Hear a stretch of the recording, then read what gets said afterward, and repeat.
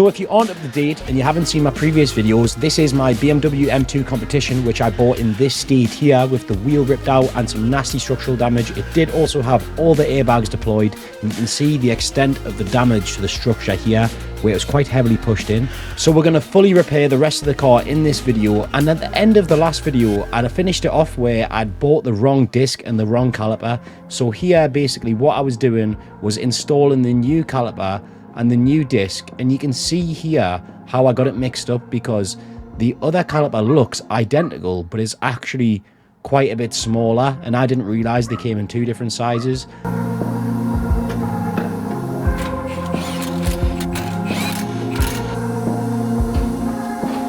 So you might remember that the leather seat cover was actually ripped through this patch here, but I've took it to an upholsterer and he's put a new patch of leather in and stitched all that in, so it looks perfect now, to be fair. I didn't think it would be able to be done this good, but you would never ever know that that's been replaced. It matches that leather there. Obviously you can tell this is a new patch, but once it's got a bit of wear on it, you'll never know the difference. So I'm quite happy with that. Looks really good. So I'm going to get this put on the seat now.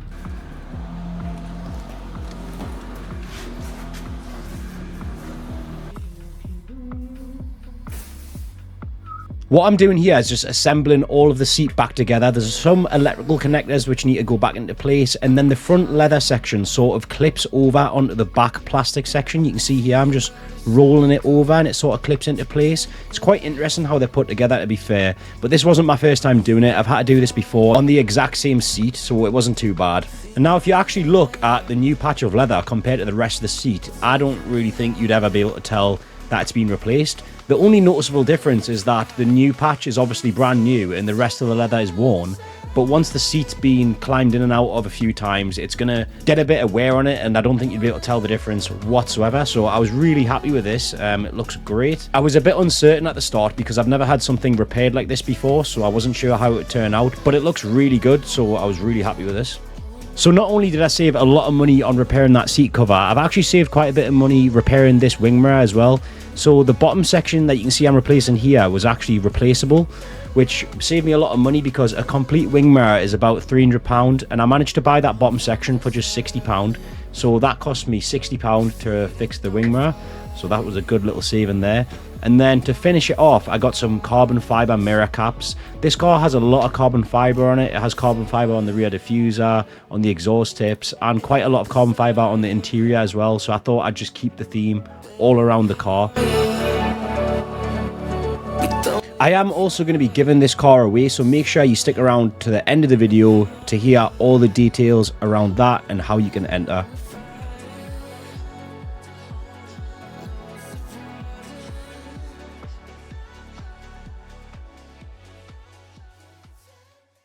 Now on to the exciting bit. Just to jog your memory, at the start of the video, this was the damage to the structure of the car, and in order to replace this we bought a complete chassis cut, so a complete quarter cut section off of another car. This is so that we can take this all apart and take all the good sections from this one and remove all the damaged ones from mine and replace it with the good ones from this. So that's what you can see I'm doing here, is just removing the sections that we need to be able to fix my car.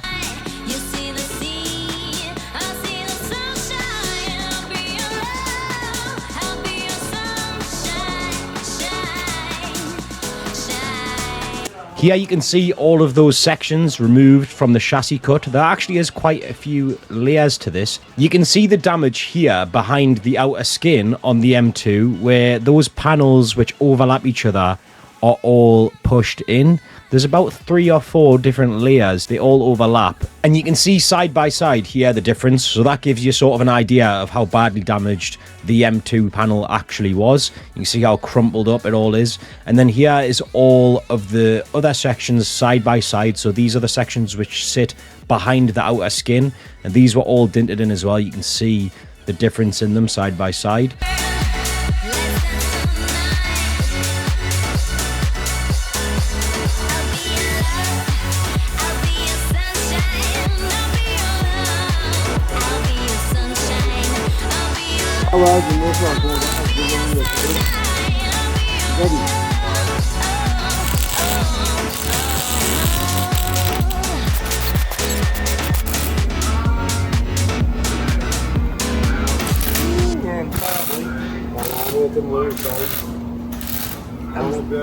M4 Part 2. So at this point, he had welded in that bottom panel that you can see, but there's actually another panel which sits on top with the hinge bolt in it that you can see there. And we just tacked this one in first so that we could actually put the door and everything back on to make sure that the door actually sits right and that everything lines up properly before he properly welds it in. This is just to make double, triple sure that everything is as it should be. And it was all fine, so then we could get ahead with welding it in, and then yeah, he's just spraying some weld through primer. Now that all of those sections were welded in, the last piece to be welded was just the front outer skin panel, which you can see here. He welded in and just put a bit of filler over to smoothen out all of the rough edges, and then that leaves the paint. So the next thing is just to get all of this masked out and get some primer on it and some paint on it. We did also run some seam sealer down where the seam was and primer the door and the front bumper. Now the car is finally painted, but this was before any lacquer was put on it, so there's no gloss to it yet. You'll see in the next clip, once it's had its lacquer, you can see the proper colour.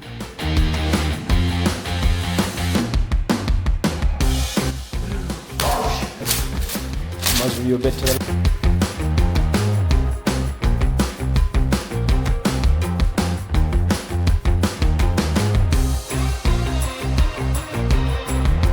As the car fully painted inside of the door, all perfect how it should be, even inside the door shut as well. Really happy with how this turned out. We've done this proper door, fully stripped down, painted inside and out. Honestly, I'm over the moon with this. Paint has come out great as well. So he's done the full side, fully stripped the bumper down as well, took all the grills out of that and had a little repair to do there. So now that's sweet. So now I just need to get all the grills fitted back in the bumper, get the bumper on, got the arch liners to go back in, side skirt needs to go on, and the most difficult part is going to be fitting this door back up. I don't really like fitting doors up, to be honest. It's probably my least favourite thing to do, but it'll be alright. And then I just need to put in the trims back down here and stuff. And then there is a couple errors left on the car that I need to sort. The first thing to go into the door was the wiring loom, which was quite difficult to wire in properly. And then these little rubber guides go down each side for the window to run up and down on. And then obviously the window motor needs to go in as well. This is what moves your window up and down. And then I could slide the glass in between those rubber inserts. The handle also has two plugs on it. It has one plug for the handle itself and then another one for that little puddle light. And then I could screw in the bolt for the lock. This also keeps the handle in place, stops it from sort of pulling out.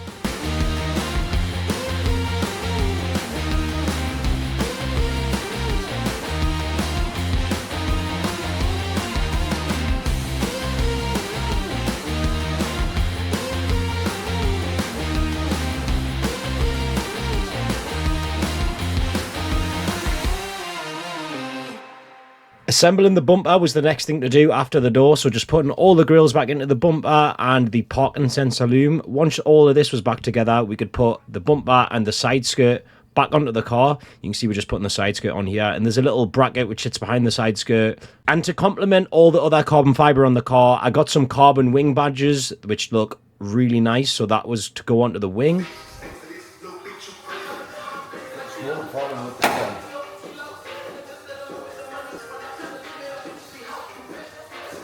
Now that the bumper's on, the side skirt's on, the door's fitted up, the last thing to go in is the arch liners and some little under tray pieces which had to go on. I did make sure I had to put all of the original little clips back in the arch liners as well. It really bothers me when people don't put these back.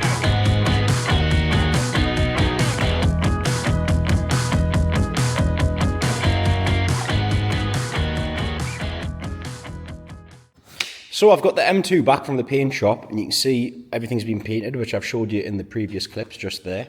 And now I've took it on its first drive, I'll be able to see what issues it has, and it doesn't drive straight. So I took it for a wheel alignment, and they told me that the inner tie rod was bent.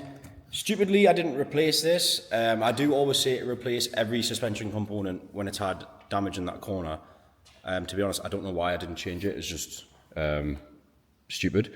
So that should have been changed anyway. So what I need to do now is just replace the inner and outer tie rod. Then hopefully that will be all straight. And then I can take it for a wheel alignment. And that should be one of the issues done.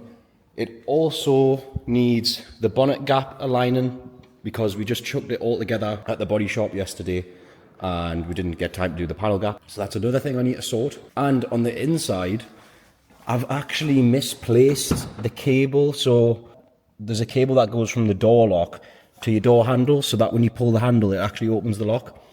I've misplaced that cable, so I've not put the door card on yet. And also, I do have some airbag lights.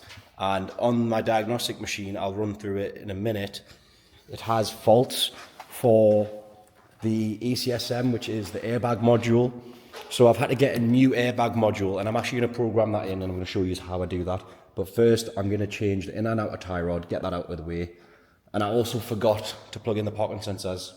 So once I've got the wheels off and I do the tie rod, I can get to the arch liner and I'll plug those in as well. So yeah, that's a couple of things on the list. We need to do that, tie rod. I need to get a cable for the door. I need to align the bonnet, and I need to plug in the parking sensors. And I also need to reprogram that airbag module.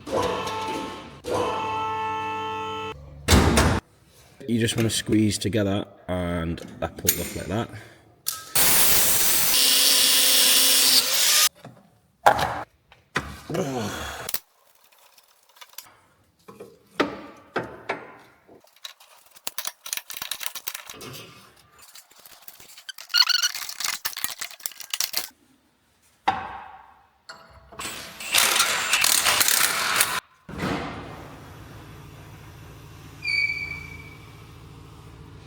What you're about to see me do here is the very lengthy, annoying process of lining up a BMW bonnet. It's just a lot of opening and closing, adjusting to get the gap right.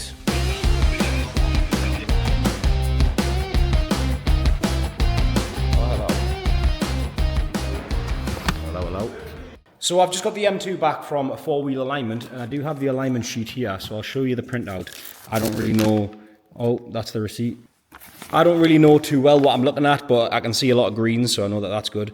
And he said it was way out on the front before, but now it drives straight as a dart, like it should. But there is one error I've got left on the car. It's got an airbag light on the dash, so if we come inside the car, I'll show you when I start it up.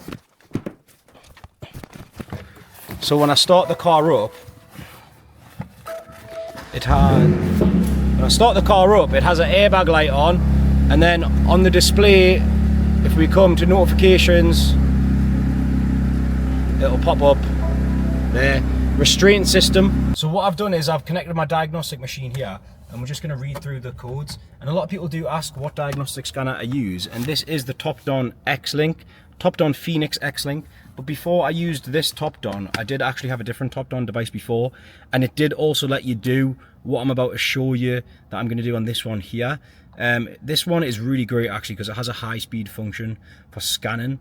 So when it comes into the next screen and it shows me all the control modules, you can scan through them very quickly, which is really nice. So yeah, you can see here, this is all the control modules in the car. And if I just click this high-speed scan button here, it's going to scan all the modules. So if I click this and you watch, boom, boom, boom, boom, boom, it's going through all of them now. And there, that's it done. That's just scanned the whole car. So if we click system list, these are all the errors on the car. So ACSM is the important one here. This is the crash module, and it says driver's airbag stage 1 short circuit, front passenger airbag stage 1 short circuit. But the funny thing is, I know that all the airbags are plugged in, and if you look on here as well, it says ACSM internal fault, and this is the ACSM module right here. And this controls sort of your airbags and stuff. And sometimes when they've been in a crash, this module goes faulty, and that internal fault code means that the ACSM module is faulty. So I've got a new one here, and what I'm going to do is I'm going to replace that, and I'm going to use this Topdon Phoenix X-Link to actually program that module into the car. A lot of people probably don't know that you can use these diagnostic scanners to program stuff, but that is what I'm going to do, and I'm going to show you how I do it. And the ACSM module is just located under the driver's footwell here. So I'm going to take this bottom panel off to reveal the ACSM module. I'm going to remove that one and replace it with my new one, and then should hopefully be able to program it in. So yeah, if you look in here, I don't know if you can see it, but right there, that is the ACSM module. So what I'm going to do is turn the ignition off first. I'm going to unplug this connector on it, like so.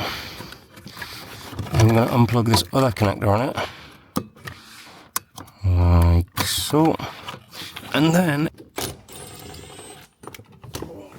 right, I'll take this back with me. So I've undone that bolt, and now it just slides forward like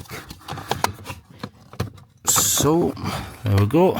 So yeah, here's the module out of the car, and here is the new one. They do have different part numbers, and I know people will probably freak out about that as well, but I'm pretty confident this will just code in, because BMW is very simple. So I'm just going to slide the... Apologies if the camera angle is really bad, but I'm trying my best. So I'm just going to slide this new module in. Boom. Boom. There's the screw back in. And now I just need to put these plugs back in. Boom. And... there we go. Right. So I'm back on the top-down Phoenix X-Link, and if I come into BMW here, and then I click OK, and then I go to coding/program, I click 2 series, F87, code and program, and then I go to coding, but it doesn't actually list ACS on here, so it only has SRS, which is supplemental restraint system, which is your airbag system. So you just want to click on that, and you want to click yes, and then yes, and then you also want to click the one with the asterisk at the end. So I'm going to click on that one, and then now you can see it's coding. And once it's completed this, it just needs to go to 8 out of 8. Once it's completed that, I should be able to then go back and clear all the errors, and the airbag light should be gone. So that's 6, 7. Now it's at 8 out of 8, so it's almost done. Recoding has been complete, so we're going to click OK. And then now I'm just going to go back to the start, and we're going to go automatically search and just run through the diagnostic again and clear all the errors.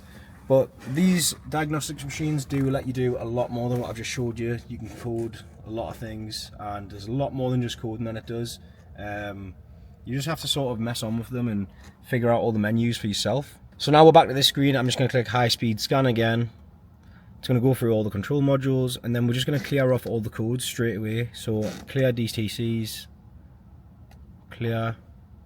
So now you can see that everything is green, and programming that module did work, and it's removed the fault codes. I'll even show you if I go into system list here, crash safety module, there's no errors, and if we turn the car on, the airbag light should be gone. Yep, no airbag light, that's just for my seatbelt, and that's a handbrake, which I'll even show you if I plug my seatbelt in. There, and if I take the handbrake off, there's no errors there, so happy days. So now that I've cleared that airbag light and we've done the wheel alignment, that is pretty much the car fully done. There's one thing I'm not happy about, and it's this gap in the headlight, so I'm going to lift the headlight up to sort that gap, but I'm quite happy with the panel gaps. It's just that little headlight gap that I'm not happy with. And now I think we can all agree that this car is just missing something on the front. And if you have a look there, you might be able to guess what it is. But because I've put the carbon side badges on and the carbon mirror caps, and the car's also got a carbon spoiler and also a carbon rear diffuser and carbon exhaust tips, it would be a massive shame, or also not to mention, it's got a carbon petrol flap. It would be a shame to not put a carbon front splitter on the car. And a big thank you to AVORO Design. They have supplied the carbon fiber front splitter for the M2, so make sure you go check them out. They're a specialist in carbon fiber and gloss black body styling. So let's get this unwrapped, and we're going to get it on the car. So there is the carbon fiber splitter. I'll give you a close-up look. It's really nice. This is going to look, it's just going to finish the car off now.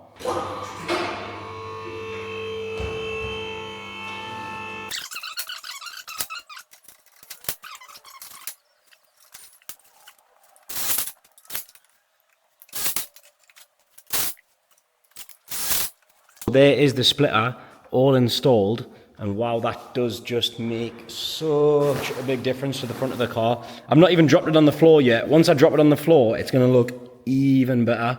So I'm going to drop it down now and we'll have a look what it looks like. Yeah, that just looks so much better now. I'm really happy with that. Now that is the car fully complete, I'd say. So I'm going to take it outside and give you a little walk around of the car.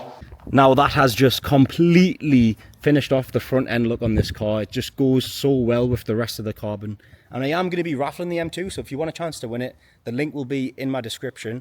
So this will be going away to one of you. But remember, you need to be in it to win it. So if you don't get your tickets, you're not going to have a chance of winning it. So go grab your tickets and good luck to everyone that does enter. And I do have videos coming on the M4. If you've seen them on other social medias, I have actually got a donor car. So I've just been so busy the last few days. I've actually fully stripped it down already. So I'm just going to get that video edited and get it out to you. But yeah, that is the M2 fully done. And like I said, if you want a chance to win it, just go to my description, go grab your tickets. Other than that, that is going to be it. That's the finished product. It does need a clean. I've not had a chance to valet it yet, but I just want to get this video out straight away. But it will be cleaned up and good photos will be taken of it by the time this is uploaded. But that is going to be it.